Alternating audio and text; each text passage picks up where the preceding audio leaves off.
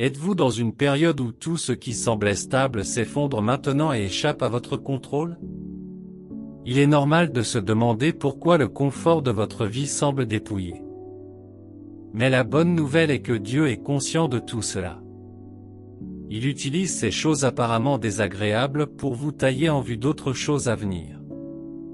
Mais comment savez-vous quand cela se produit? Avant de continuer, veuillez vous abonner à cette chaîne si vous ne l'avez pas déjà fait. N'oubliez pas non plus d'activer la cloche de notification pour plus de vidéos inspirantes. Jean 15, 1, 2 dit, « Je suis le vrai CEP, et mon Père est le jardinier. Tout sarment qui est en moi et qui ne porte pas de fruit, il le retranche, et tout sarment qui porte du fruit, il l'émonde, afin qu'il porte encore plus de fruits. » Dieu vous élague parce qu'il veut que vous soyez prêts pour les choses qu'il a en réserve pour vous. Mais contrairement au jardinier qui utilise un sécateur, Dieu vous élague à travers les événements et les circonstances de votre vie. Il y a certains signes qui, lorsque vous commencez à les voir, confirment que Dieu vous élague. Alors, quels sont ces signes? Numéro 1. Lorsque vos priorités commencent à s'aligner sur la volonté de Dieu.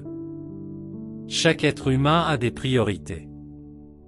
Pour certains, c'est leur famille. Pour d'autres, c'est leur travail. Et pour quelques-uns, leur priorité est leur relation avec Dieu. Lorsque vos priorités commencent à s'aligner sur la volonté de Dieu, c'est un signe qu'il vous élague pour vous préparer à davantage. Cela signifie que vos désirs, vos objectifs et vos valeurs évoluent pour correspondre au plan de Dieu pour votre vie. Vous ne courez plus après des choses passagères, au lieu de cela, vous recherchez ce que Dieu veut pour vous. En recherchant d'abord le royaume de Dieu, vous alignez vos priorités sur sa volonté. Cela signifie se concentrer sur votre relation avec Dieu et vivre une vie qui l'honorait. En cherchant à suivre sa direction, vous pouvez voir que vos priorités changent. Vous commencez à abandonner les choses qui vous étaient chères, comme les biens matériels et le statut social, et vous vous concentrez sur ce qui compte vraiment. Matthieu 6h33 dit, « Car toutes ces choses, les païens les recherchent, et votre Père céleste sait que vous en avez besoin. » Cherchez premièrement le royaume et la justice de Dieu, et toutes ces choses vous seront données par-dessus. Ce passage vous encourage à faire du royaume et de la justice de Dieu votre priorité absolue, en ayant confiance qu'il pourvoira à tout ce dont vous avez besoin. Cela ressemble à un scénario de jardin. Lorsque vous donnez la priorité au royaume de Dieu, vous plantez deux graines, la foi et l'obéissance. En nourrissant ces graines, Dieu les fait pousser et sa justice devient une moisson dans votre vie. Ensuite, Dieu ajoutera toutes les autres choses dont vous avez besoin, protection, objectifs et provision. Abraham a cherché à faire la volonté de Dieu, se faisant un devoir de toujours lui plaire. Cela a fait une différence dans sa vie, sa richesse et sa renommée ont été des bénédictions supplémentaires.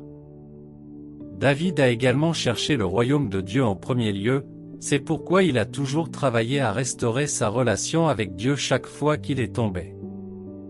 Il y a aussi l'apôtre Paul, dont l'engagement indéfectible envers Dieu et son royaume l'a conduit à consacrer toute sa vie à la diffusion de l'Évangile.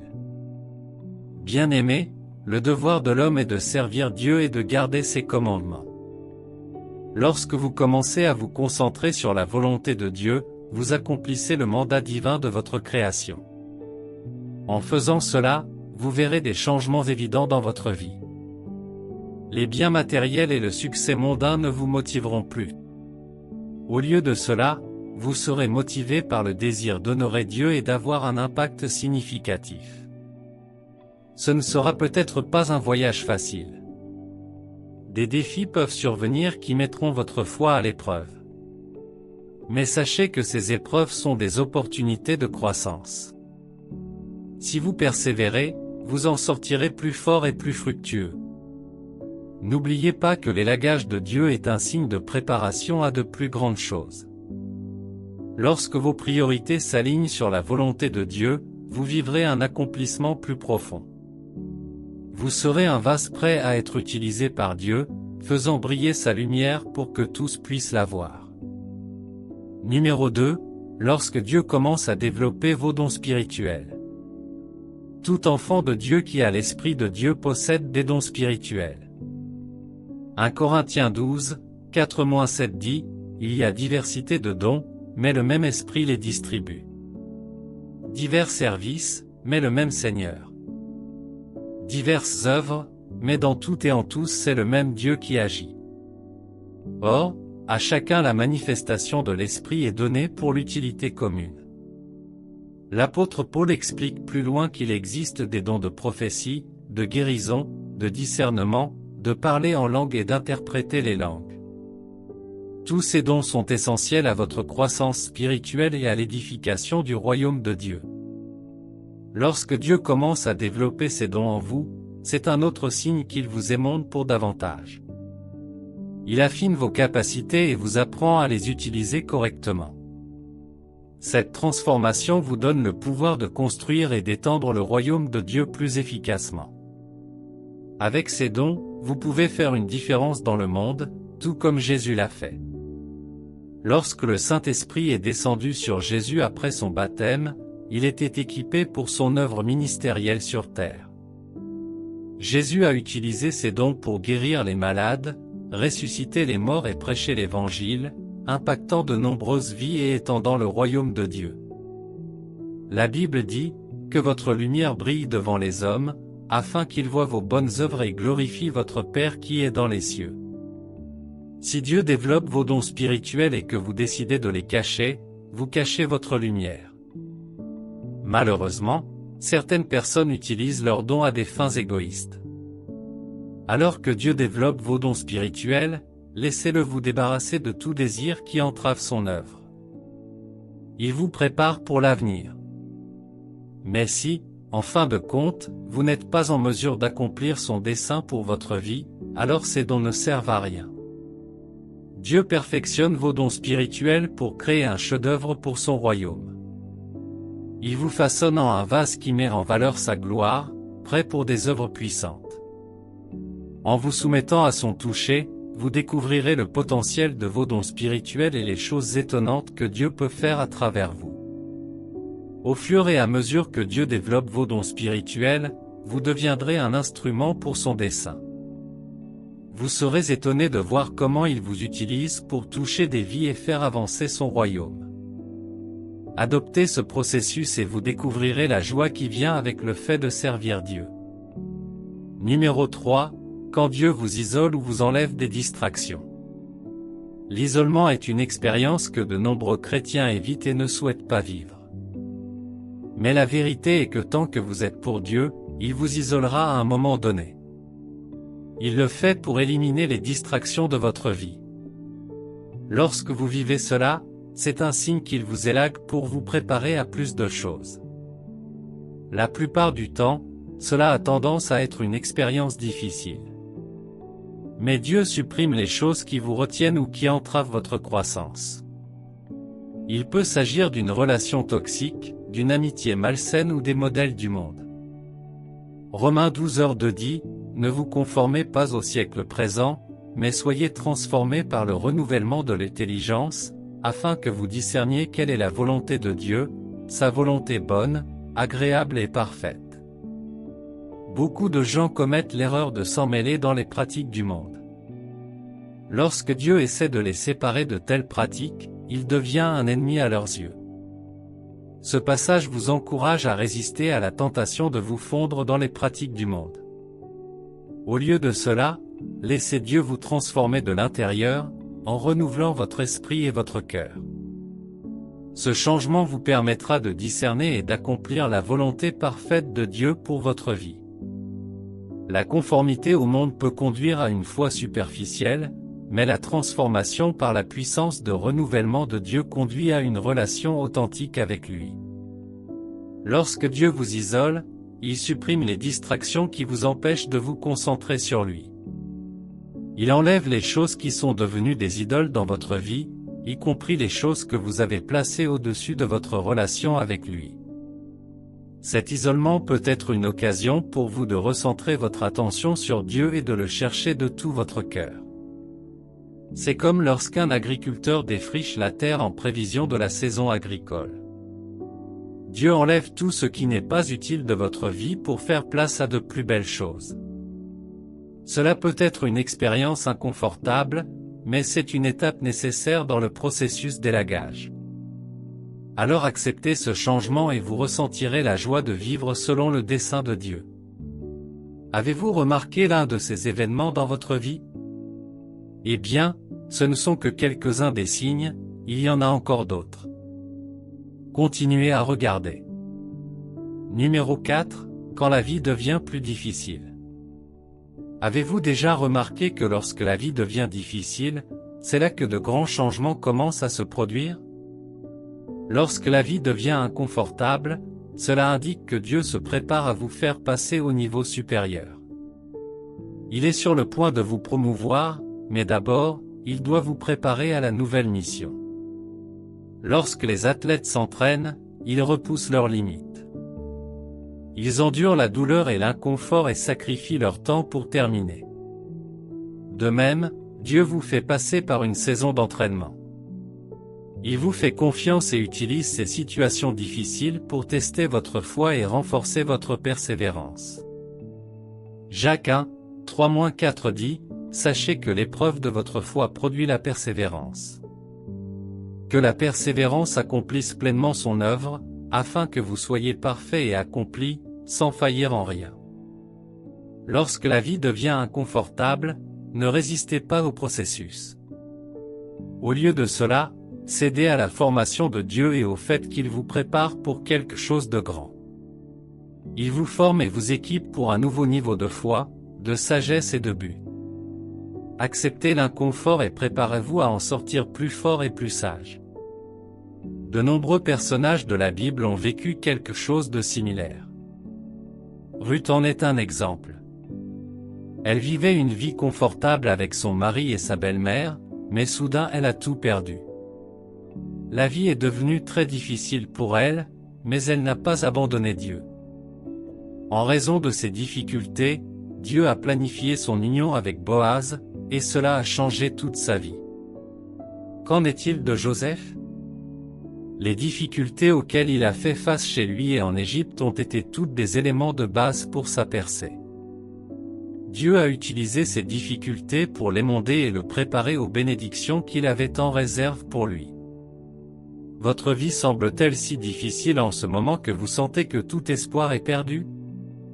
Ne faites pas l'erreur de penser que Dieu ne se soucie pas de vous. Il le fait. Lorsque la vie semblait insupportable pour David, il a refusé de s'attarder sur ce qui se passait. Il a choisi de regarder le côté positif, en disant, « Il m'a été bon de souffrir des afflictions pour apprendre tes décrets. La loi qui sort de ta bouche est plus précieuse pour moi que des milliers de pièces d'argent et d'or. » Il a vu les défis comme une opportunité d'en apprendre davantage sur Dieu et les a acceptés.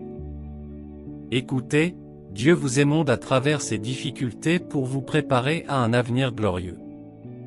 Comme il l'a fait avec Joseph, vous pourriez avoir envie d'abandonner ou de faire marche arrière, mais cela signifierait céder au diable. Est-ce ce que vous voulez? Ces difficultés sont un pont que vous devez traverser pour atteindre l'autre côté. Cela peut sembler effrayant avec la peur de tomber, mais rappelez-vous que c'est Dieu qui vous guide. Il a permis que ces choses arrivent à vous parce qu'il vous a déjà équipé pour la victoire. Il a dit que vous devriez vous réjouir et ne pas avoir peur parce qu'il a vaincu le monde. Cela ne devrait pas vous surprendre que l'épreuve du feu soit venue sur vous pour vous tester. Ce n'est pas quelque chose d'étrange, n'est-ce pas? Au contraire, réjouissez-vous en prenant part aux souffrances du Christ afin de vous réjouir de la révélation de sa gloire. C'est un voyage incroyable, et si vous persévérez jusqu'à la fin, vous profiterez des récompenses. Numéro 5, lorsque vous commencerez à voir des révélations divines. La Bible a clairement indiqué que lorsque Dieu répandra son esprit sur tous les hommes, les fils et les filles prophétiseront, les vieillards auront des rêves et les jeunes hommes auront des visions. Ces choses se produisent depuis l'époque de la Bible. Dieu a utilisé des rêves et des visions comme moyen de révéler des choses à ses enfants. Lorsque vous commencez à voir des révélations divines, c'est aussi un signe que Dieu vous élague pour vous préparer à davantage. Ces révélations sont comme des aperçus du ciel, vous montrant les plans que Dieu a pour vous. Les révélations divines vont au-delà du niveau superficiel, elles pénètrent profondément dans le domaine spirituel. Néanmoins, Dieu ne révèle pas des choses à n'importe qui. Mais lorsqu'il veut travailler avec vous, il lève le voile, vous permettant de voir dans le domaine spirituel où ses plans sont clairs. L'apôtre Paul a dit, « Ce que l'œil n'a point vu, ce que l'oreille n'a point entendu, ce que l'esprit de l'homme n'a point conçu, voilà ce que Dieu a préparé pour ceux qui l'aiment. » Ainsi, lorsque Dieu vous révèle certaines choses, ce n'est pas pour le plaisir. Il veut que vous sachiez quelque chose et que vous vous prépariez à cela. Il a donné à Joseph des révélations divines qui ont été sa force motrice pour planifier son avenir. Par Joseph, Dieu a changé et sauvé une nation entière. Dieu a aussi révélé des secrets profonds à Daniel pour le préparer à ce qui allait arriver dans le futur. Pour cette raison, Daniel a déclaré que Dieu révèle les choses cachées et profondes, il sait ce qui est dans les ténèbres, et la lumière demeure avec lui. Ce n'est pas tout. Vous souvenez-vous de la vision du trône de Dieu par le prophète Isaïe? Cette révélation a changé la vie d'Isaïe pour de bon. Grâce à cette vision, Dieu a purifié le cœur d'Isaïe et l'a préparé au ministère prophétique. Les révélations divines sont des outils puissants entre les mains de Dieu, et vous ne pouvez pas ignorer leur importance. Dieu vous a-t-il révélé quelque chose? Sous quelle forme cela s'est-il produit? Était-ce un rêve, une transe ou une vision? Ne plaisantez pas avec la forme que Dieu utilise pour vous révéler des choses ou ne l'ignorez pas. Vous pourriez finir par manquer les plans de Dieu pour vous. Si Joseph avait ignoré les rêves que Dieu avait pour lui, il n'aurait jamais pu travailler pour les réaliser. Vous ne pouvez pas travailler pour obtenir quelque chose si vous ne savez pas que cela existe, n'est-ce pas? Alors que vous recevez ces révélations, sachez que Dieu élargit votre esprit pour comprendre ses plans. Il vous prépare à accomplir un plus grand dessein, un dessein qui nécessite des yeux spirituels pour voir et des oreilles spirituelles pour entendre. Lorsque Dieu vous révèle quelque chose, aussi effrayant ou compliqué que cela puisse paraître, n'ayez pas peur de l'accepter. Vous êtes le vaisseau de Dieu et vous devez vous ouvrir pour qu'il vous utilise. Numéro 6. Quand le Saint-Esprit commence à travailler dans votre vie. Le Saint-Esprit est une personnalité importante dans le processus de croissance de chaque chrétien. Avant l'ascension de Jésus au ciel, il a promis à ses disciples une aide en la personne du Saint-Esprit. Mais le Saint-Esprit n'est pas seulement une aide, il peut prendre n'importe quelle forme dans votre vie chaque fois que vous avez besoin de lui. Par le Saint-Esprit, Dieu travaille dans un homme pour le renouveler. Lorsque vous voyez le Saint-Esprit à l'œuvre dans votre vie, c'est un signe que Dieu vous élague pour vous préparer à davantage. Il vous purge de certaines caractéristiques qui ne correspondent pas à sa volonté. La chair et l'Esprit de Dieu sont toujours en désaccord. En conséquence, le Saint-Esprit vous aide à surmonter les désirs de la chair si vous le souhaitez. Il travaille sur votre esprit et renouvelle votre cœur. Lorsque le Saint-Esprit demeure en vous, sa présence limite le péché dans votre vie. Il vous débarrasse également de toute forme d'orgueil et de peur. Lorsque le Saint-Esprit est venu sur les disciples le jour de la Pentecôte, il leur a donné de l'audace. Après cette rencontre divine, ils ont pu faire les choses qu'ils ne pouvaient pas faire auparavant. Souvenez-vous que vous êtes sauvés par le lavage du sang de Jésus et le renouvellement par le Saint-Esprit. Il révèle les domaines dans lesquels vous devez vous abandonner, faire confiance et obéir plus profondément à Dieu. Il brûle les impuretés de votre vie pour révéler l'or qui est en vous. Lorsque vous voyez le Saint-Esprit à l'œuvre dans votre vie, n'ayez pas peur et ne lui résistez pas. Au lieu de cela, abandonnez-vous à sa direction. Laissez-le vous façonner en un vase de la gloire de Dieu. Numéro 7. Insatisfaction par rapport à votre situation actuelle. Vous sentez-vous malheureux ou déçu de votre situation actuelle? Peut-être avez-vous l'impression qu'il y a un plus grand sommet à atteindre que celui où vous vous trouvez. C'est aussi un signe que Dieu vous prépare à de meilleures choses dans votre vie. Vous pourriez ressentir dans votre cœur un frémissement qui vous fait penser qu'il y a plus dans la vie que ce que vous vivez actuellement. Cette insatisfaction est un catalyseur de changement. C'est une impulsion pour poursuivre les plus grands plans de Dieu pour votre vie. Votre situation peut être confortable, mais Dieu voit votre potentiel pour plus. Il vous pousse à étendre vos racines plus profondément, à aller plus haut et à vous épanouir de nouvelles façons. Vous souvenez-vous de l'histoire d'Abraham? Il vivait une vie confortable à Ur, mais Dieu l'a appelé à tout laisser derrière lui et à déménager vers un nouveau pays. Dans sa situation, il n'a pas vu la nécessité d'un changement, alors Dieu a dû le faire partir. Parfois, vous pouvez être trop à l'aise là où vous êtes au point de ne plus vous voir nulle part ailleurs. Ce que Dieu veut pour vous dépasse votre situation actuelle. Dans ce cas, il suscitera cette insatisfaction en vous. Vous voudrez déménager, mais vous ne pourrez pas dire exactement pourquoi. Vous ne devriez pas ignorer un tel sentiment. Essayez de découvrir pourquoi. Posez des questions et demandez des éclaircissements à Dieu. Si vous restez muet, vous resterez stagnant. Dieu vous prépare à plus, mais vous devez abandonner l'ancien et accepter le nouveau. Faites confiance à Dieu et préparez-vous à vous épanouir d'une manière que vous n'auriez jamais cru possible. Gardez la foi et croyez que le meilleur reste à venir. Numéro 8. Quand Dieu devient silencieux. Avez-vous quelqu'un de spécial avec qui vous entretenez une communication quotidienne? Que ressentiriez-vous si cette personne ignorait soudainement vos appels et vos messages et vous traitait avec silence?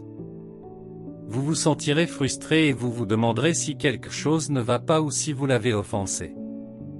Cela peut également se produire dans votre relation avec Dieu. Sans aucun doute, Dieu a dit que vous devriez l'invoquer, et il vous répondra. Mais parfois, il peut décider de se taire.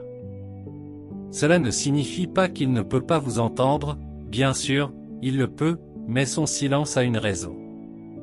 Cela peut être assez frustrant. Vous pourriez même envisager de trouver d'autres options. Mais en essayant, vous découvrez que personne d'autre que Dieu ne peut vous offrir l'aide dont vous avez besoin. Dans une telle situation, vous éloignerez-vous de Dieu dans la colère ou continuerez-vous à insister dans la prière? La Bible dit que vous devez toujours présenter vos requêtes à Dieu dans la prière. Il n'y a aucune spécification sur le temps pendant lequel vous devez prier avant d'attendre une réponse. Qu'est-ce que cela vous dit? Vous devez être persistant dans le lieu de prière. C'est la raison du silence de Dieu, il veut vous apprendre à dépendre de lui dans chaque situation. Il veut que vous le cherchiez quand il semble hors de portée et que vous le trouviez. Numéro 9. Quand Dieu vous discipline. Beaucoup de gens dans le monde d'aujourd'hui méprisent la discipline. C'est encore pire lorsque cette discipline vient de Dieu. Mais la Bible dit que Dieu châtie celui qu'il aime. Si vous aimez votre enfant, vous ne croiserez pas les bras et ne le regarderez pas se diriger vers la destruction parce qu'il s'amuse. Dieu vous aime, c'est pourquoi il ne peut pas vous regarder vous vautrer dans le péché. Lorsque Dieu vous discipline, c'est un autre signe intéressant qu'il vous élague pour vous préparer à davantage. Avant que Dieu n'utilise quelqu'un, il vous façonnera dans le vase d'honneur approprié à son utilisation. Il vous discipline afin que lorsque vous entrerez dans son plan pour votre vie, vous puissiez le gérer efficacement. Mais le problème survient lorsque vous essayez de résister à cette discipline.